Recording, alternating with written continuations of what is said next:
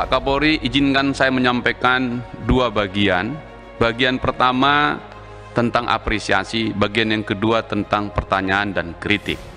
Pertama, apresiasi. Teman-teman tadi sudah menyampaikan. Dalam masa pandemi COVID-19 ini, kita sangat populer dengan ajakan dan anjuran di rumah saja.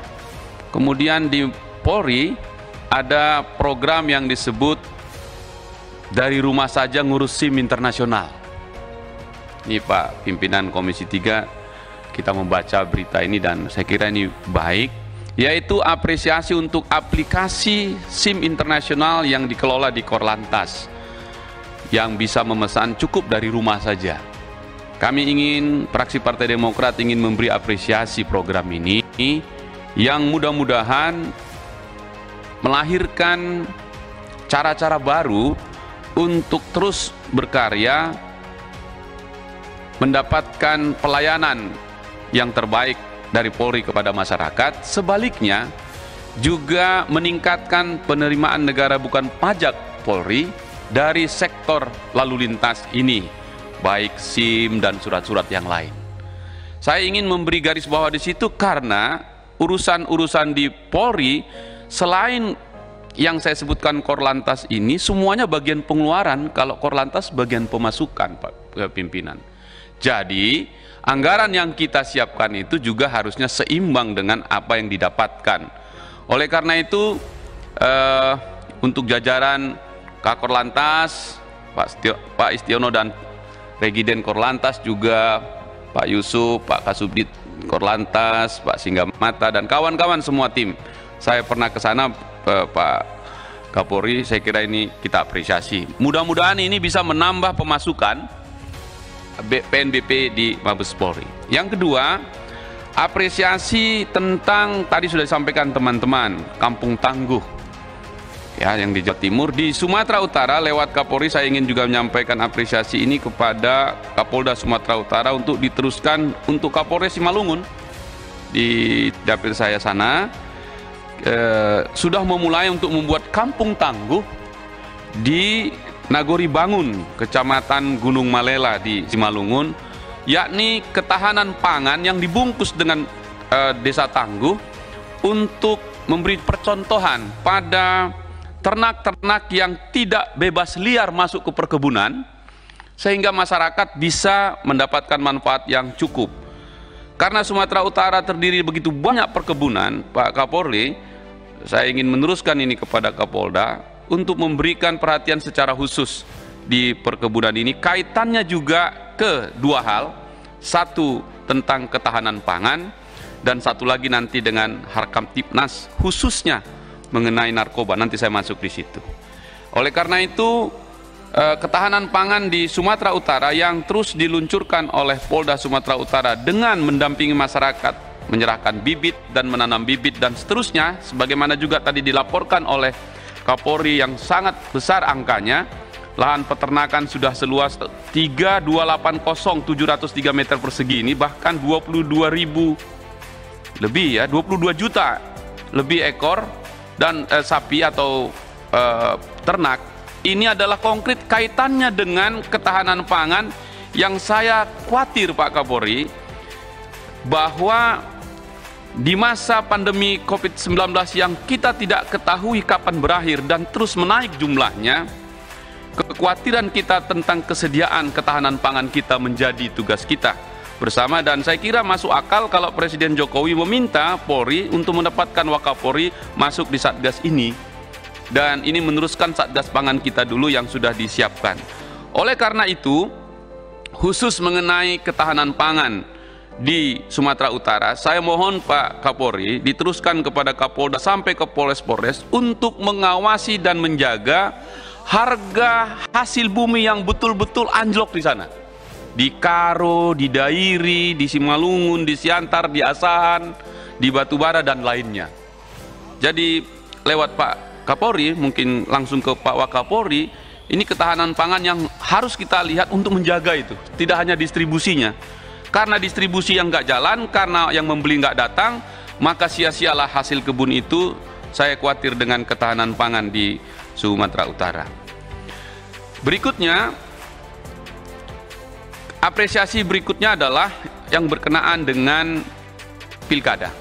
Tadi sudah disampaikan, terima kasih untuk telegram Kapolri yang penguatan ini untuk netral. Ada 23 pilkada di Sumatera Utara dari 270 itu. Salah satu yang paling mendapat sorotan adalah pilkada di Kota Medan, karena ini menjadi perhatian kita semua. Pak Kapolri, saya minta untuk diteruskan kepada Kapolda, diteruskan juga ke Kapolrestabes Medan, sampai ke Kapolsek yang ada di Sumatera Utara, khususnya di Kota Medan, untuk betul-betul netral. Karena memang di sana head to head, dan mudah-mudahan apa yang diarahkan oleh Pak Kapolri, kita bisa netral di sana dan kita jaga betul kesehatan demokrasi kita dan juga kesehatan masyarakat dan pemilih, termasuk juga Polri nanti akan menjaganya. Sekarang pertanyaan, terima kasih untuk laporan yang cukup kuat tentang narkoba. Kami di Komisi 3 atas izin pimpinan ini sangat serius tentang narkoba ini. Terima kasih untuk peta jalur dunia, baik yang dari Iran, dari Vietnam dan tempat lain. Tapi pertanyaannya adalah, apakah cukup buat peta itu saja? Bagaimana menghentikannya, Pak? Yang kedua, pertanyaan berikut lagi, begitu banyak yang sudah disita. Pertanyaan kita adalah, seberapa besar TPPU-nya? Menurut pandangan saya, yang harus dikejar adalah hasil TPPU-nya, supaya juga bisa dihentikan di paling hulu para bandar itu dan negara mendapatkan pemasukan yang cukup untuk itu, sehingga berhenti ini peredaran narkoba ini. Saya mohon penjelasan Pak Kapolri tentang TPPU-nya. Jarang sekali ada laporan tentang narkoba ini ke TPPU-nya. Dan juga kami dapatkan laporan dari PPATK, juga sudah dilaporkan kepada Mabes Polri, ke BNN, ke KPK tentang transaksi-transaksi yang mencurigakan. Dan inilah TPPU itu. Saya minta Pak Kapolri mengusut tuntas ini dan berkoordinasi dengan PPATK sehingga dapat. Yang kedua, kaitannya dengan narkoba ini saya agak khusus karena di Indonesia perkebunan cukup luas dan paling luas juga termasuk di Sumatera Utara di tempat saya.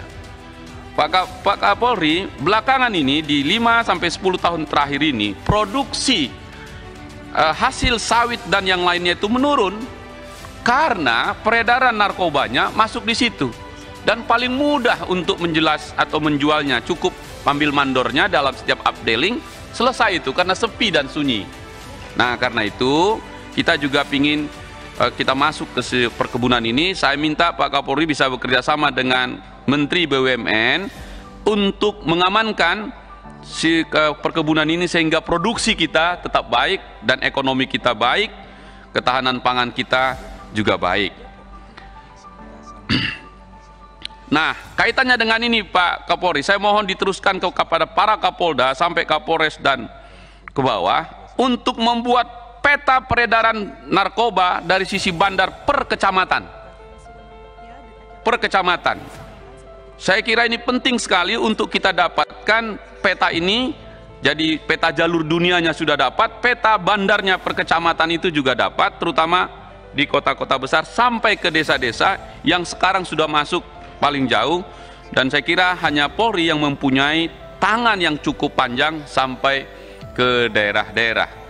Saya kasih contoh Pak, di kampung saya di Kabupaten Asahan, itu Kapolrinya Pak Nugroho itu punya SDM-nya, personilnya sedikit sekali di Kecamatan Bandar Pulau, di Eksongsongan paling ujung itu sudah. Jadi jalan ke sana 6 jam, 8 jam begitu, sehingga tidak bisa terkontrol di sana. Nah, kami kemudian membuat pos singgah. Saya ingatkan waktu lebih padat. Iya. Dan karena itu soal penting sekali untuk meneruskan soal-soal ini sampai ke tingkat yang terkecil. Terakhir mengenai capaian program yang sudah dijalankan, 7 program itu. Dari sekian banyak program yang capaian, saya ingin fokus kepada pengawasan internal kita, Irwasum sampai Irwasda. Menurut pandangan saya, ini penting sekali sebagai lilin pemandu di dalam menegakkan integritas sumber daya manusia Polri. termasuk mengaudit aset-aset Polri, baik berupa tanah, bangunan dan yang lainnya, yang banyak juga dihibahkan oleh masyarakat atau instansi yang lain. Saya kira ini aset besar sekali dan perlu dimaksimalkan untuk audit aset-aset kita sehingga kekayaan dan aset Polri bisa tercatat dengan baik dan sempurna. Terakhir, saya minta diteruskan ke Kapolda Sumatera Utara agar para oknum-oknum polisi atau pejabat-pejabat di Polda untuk tidak ikut serta dalam proyek-proyek yang terjadi di Sumatera Utara, baik di transportasi maupun pembangunan-pembangunan lainnya. Saya kira itu pimpinan dari fraksi Partai Demokrat. Terima kasih.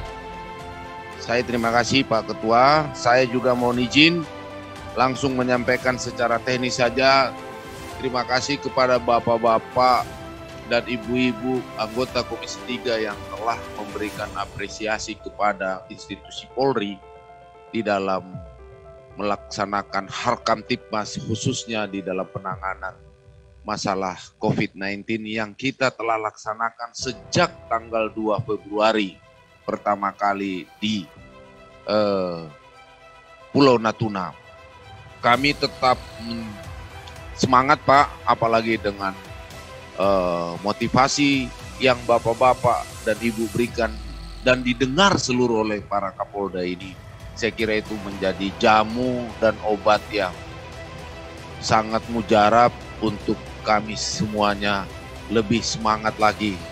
Semoga secepatnya vaksin ini ketemu sehingga kita semua bisa kembali normal, bisa kembali datang RDP di Gedung Nusantara ketemu sama Bapak sambil makan siang bareng-bareng sama Pak Hadi. Kita Pak, kangen ketemu gitu. Kemudian masalah kebakaran, masalah narkoba. Saya benar-benar komitmen dengan masalah narkoba ini Pak. Kalau Bapak pernah dengar ucapan saya ketika saya Kapolda Metro Jaya rilis akhir tahun 2017, saya malah dan sampai hari ini saya tidak cabut perintah saya untuk menindak tegas kepada seluruh bandar-bandar, apalagi bandarnya itu datang dari luar negeri yang akan merusak generasi bangsa kita ini. Saya akan ambil alih tanggung jawab itu. Apalagi ya kalau mereka melakukan menyebarkan narkoba di Indonesia. Yang penting melakukannya sesuai dengan SOP. Tindakan tegas dan terukur sesuai dengan SOP. Bapak boleh ngecek semua para Kapolda. Saya sudah bilang sama Dir Narkoba, kalau dia takut-takut, saya cari pemain pengganti. Banyak ini pemain pengganti itu kalau Dir Narkobanya ayam sayur. Jadi saya pengen semua Dir Narkoba saya itu jangan ada yang ayam sayur. Itu kayak Dir Narkoba Metro itu bagus itu. Dir Narkoba Sumut, Riau, itu saya suka itu. Saya bahkan tanya nomor sepatunya itu Pak. Berapa itu nomor sepatunya para Dir? Bapak Ibu sekalian, sekali lagi kami mohon dukungan bapak-bapak. Kami tidak tahu kapan pandemi ini berakhir. Yang jelas harapan pemerintah, harapan Bapak Presiden terhadap TNI dan Polri harus berada di garda terdepan. Kami mengeluarkan maklumat untuk pilkada agar betul-betul klaster pilkada tidak terjadi selama proses pilkada dan kita sudah lapis itu dengan operasi Mantap Raja. Operasi Aman Nusa 2 khusus untuk membackup masalah klaster rumah tangga dan klaster perkantoran. Kembalilah kita membuka nurani kita bahwa semua itu harus kembali tentang disiplin. Disiplin itu tidak bisa datang hanya dari TNI Polri, dari bapak-bapak sekalian, tapi juga datang dari masyarakat. Kalau orang Papua bilang banyak masyarakat kita masih kepala batu. Orang Ambon, orang Makassar tahu itu kepala batu. Disuruh pakai masker dia kantongi, ya kan?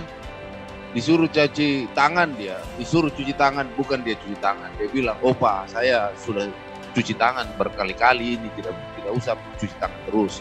Jadi ini menyangkut kesadaran. Mungkin bapak-bapak di dapilnya juga perlu kampanye. Semua petunjuk Bapak Ibu Semua pertanyaan Bapak Ibu, kalau Bapak berkenan izinkan, saya akan tuangkan dalam bentuk tulisan. 1 minggu kemudian nanti saya akan kirimkan ke sekretariat sehingga lebih matang lagi. Apapun yang Bapak jawaban. Kami bukanlah siapa-siapa Pak kalau tanpa dukungan Bapak-Bapak.